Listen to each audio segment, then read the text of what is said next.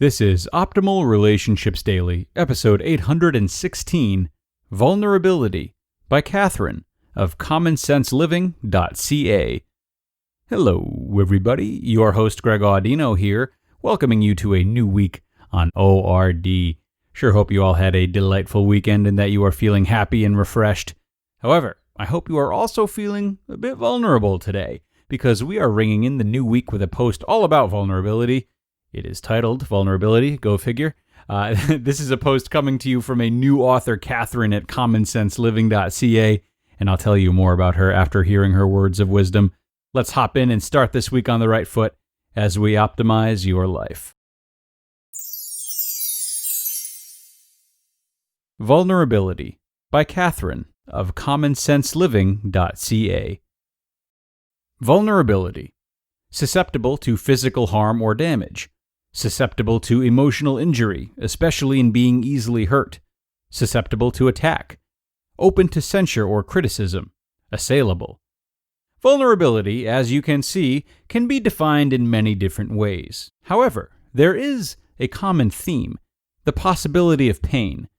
The term vulnerability is a loaded term that, oddly enough, a lot of people are scared of using, and even more scared of being. Being vulnerable means that you have your guard down, in a sense, and have a bigger possibility of being hurt, physically or emotionally. But what if vulnerability could be associated with strength? I don't know about you, but a lot of the stories of heartbreak I have heard have come from the fear of being vulnerable. In love, as in a lot of things in life, being our true selves is frowned upon. Why? Because we are naturally flawed. Being flawed is okay. But it becomes unhealthy when you are trying to hide away all the parts of yourself that make you the person that you are. When you choose to be in a relationship with someone, a lot of the time you intend to spend the rest of your life with them. We all have this common goal of finding our better half, our soulmate, someone to connect with. So, why is it so hard for us to open up? Relationships start off all rosy most of the time because two people are starting to get to know each other, which involves a certain degree of vulnerability. However, as the relationship goes on, someone may feel that their partner may not like their dark side, the side that doesn't always feel like going out or being social, or who just feels down a lot of the time. In an effort to hide away their true selves, they start to distance themselves from their partner. This could lead to feelings of resentment and even confusion from the other end, leading their partner to believe they did something wrong. In not being open about the discussion to tackle the fear of openness, relationships can inevitably fall apart, and it has happened time and time again. However, I have realized that the strongest relationships are the ones where both partners are vulnerable. The truth is, everyone is not going to like you, but it is important to find the ones who do. In order to do this, you must be your true self. Vulnerability provides us the freedom of not having to overthink everything we say or do. It allows us to share our message with the world in the most genuine way possible. Vulnerability allows us to live fully, as it should be lived, and not get inside our own head and overthink everything. Vulnerability also helps us build deeper connections with others through the telling of our own personal stories. Quote, "Owning our story can be hard, but not nearly as difficult as spending our lives running from it. Embracing our vulnerabilities is risky, but not nearly as dangerous as giving up on love and belonging and joy, the experiences that make us the most vulnerable. Only when we are brave enough to explore the darkness will we discover the infinite power of our light." End quote. That's from Brené Brown. As Brené Brown mentions in her article, Own Your History, Change the Story, there is courage in being able to own our stories instead of denying them. As many of you know, I have an Instagram account called Common Sense Living, where I share my own personal anecdotes and life stories, and share lessons I have learned along my life's journey. However, this whole idea came from embracing vulnerability. In order to tell our stories honestly, we cannot leave out the details. I'm not the best storyteller, since I tend to get caught up in the details of the situation before getting to my main point. However, I tell my stories the way that I want, and in doing so, I make myself vulnerable to criticism. But I find the more we practice being vulnerable, the easier it gets. In sharing our stories, it encourages others to also be vulnerable enough to share their own. In being vulnerable ourselves, we create a safe space for others to share their hardships and, in doing so, a space of connection. I am so grateful to be part of such a positive community on Instagram, a place that a lot of people find toxic.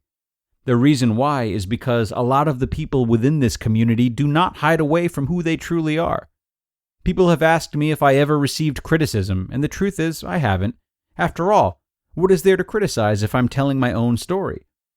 My life experience is not the same as others, and that is what makes it beautiful. Our stories are worth sharing, and everyone's story is different. Vulnerability allows us to truly give a platform to our pain and happiness, and allow others to connect with us and to connect with themselves. In the end, vulnerability is not just weakness. Moreover, vulnerability is strength. We must change the way that we choose to view this word and not let it get in the way of how we live our lives. You just listened to the post titled Vulnerability by Catherine of commonsenseliving.ca. And as Catherine suggests, everyone, vulnerability is highly necessary for establishing good communication with your friends, your family, and your partner. Likewise, establishing healthy communication with yourself is essential for your mental health. And when you feel like you hit a roadblock, know that BetterHelp is here for you. BetterHelp will get your needs assessed and help match you with your personal licensed professional therapist. They provide a safe and private environment for you to communicate with your therapist within 24 hours. Plus, you have the flexibility of scheduling weekly video or phone sessions. Their financial aid makes it a more affordable option than traditional offline counseling, and you can schedule an appointment online at your own convenience. In fact, so many people have been using BetterHelp lately that they are recruiting additional counselors in all 50 states. BetterHelp is not self-help. It is professional counseling where everything you share is confidential. Guys, I want you to start living a happier life today. And as a listener, you'll get 10% off your first month by visiting betterhelp.com/ORD. Join over 1 million people taking charge of their mental health. Again, that's BetterHelp, HELP.com/ORD. And a bit more about Catherine. Catherine is a blogger and founder of Common Sense Living. She enjoys cooking, reading, and has recently rediscovered a love for writing, which inspired her to start Common Sense Living, as well as an Instagram account on which she posts original quotes and other inspirational quotes from writers she admires, along with her own blurbs about those quotes and her thoughts on them.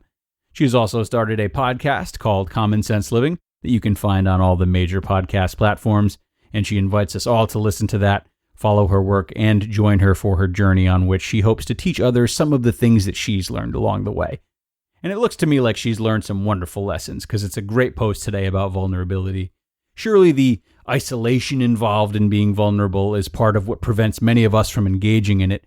The concern over revealing certain parts of ourselves that may be uncomfortable and cause us to be ostracized or taken advantage of. But my favorite part of this post, and one of my favorite parts of being vulnerable as a whole, is the fact that when we are vulnerable, we encourage others to do the same, and it's a desire we all have in spite of how suppressed it might have become. So not only do we get a chance to express ourselves in a healthy and necessary way, but we grant others the comfort that helps them to do the same. It really is beneficial for everyone, even though it may not always seem that way. And with that, we are going to wrap up today's episode, everyone. Thank you so much for joining me today and listening to the end, and thank you just for being you. I'll be back with you tomorrow with a post from Evan Mark Katz that you won't want to miss out on, so I hope to see you there, everyone, where your optimal life awaits.